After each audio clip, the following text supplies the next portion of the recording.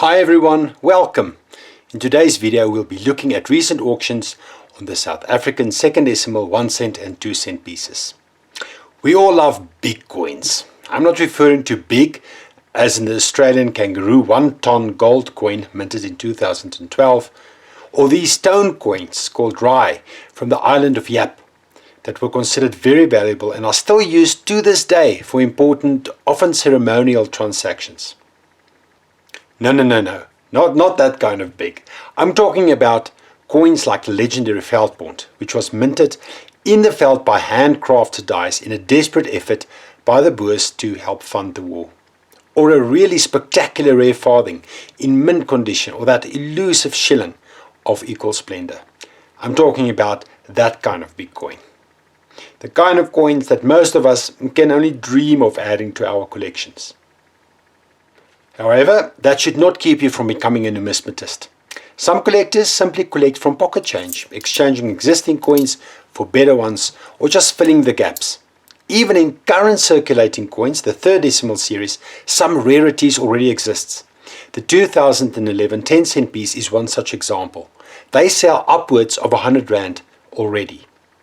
You can also choose a country, a series or a denomination that is readily available. Denominations that boasts one or two key dates are a good choice as well.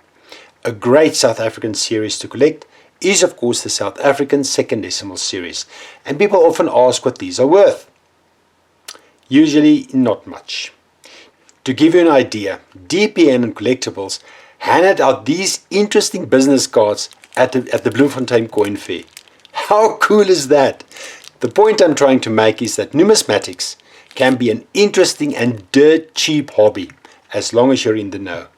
Some really good coins are out there that won't set you back an arm and a leg. A coin that has a special place in my heart is the Union Farthing or the quarter penny that featured 2 Cape Sparrows on the reverse. During decimalisation, the sparrows featured on the half cent and then later on the second decimal half cent and 1 cent pieces. The 1 cent and 2 cent pieces of the second decimal series are a great and easy set to collect as well. Millions of 1 cent and 2 cent pieces were minted. Tens of millions in fact for most years, which makes them common and easy to collect.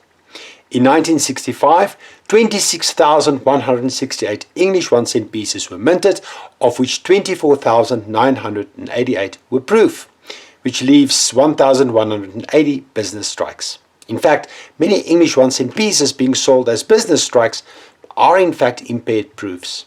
It gets a bit difficult to distinguish them. Only 1,031 Afrikaans 1 cent pieces were minted, of which 185 were proof. That leaves only 846 business strikes. The reason for this was a die break. In Malan's book, History of the Nickel Coins of South Africa, on page 169, he shows a particularly interesting 1 cent piece. Was this the last 1965 Afrikaans 1 cent piece minted before minting ceased altogether? We really don't know. A 1965 Afrikaans 1 cent can set you back anywhere from 3,000 Rand upwards, and a mint state graded coin at least 8,000 Rand. The English variety does not demand quite the same premium like that of the Afrikaans coin, but it's still a special coin.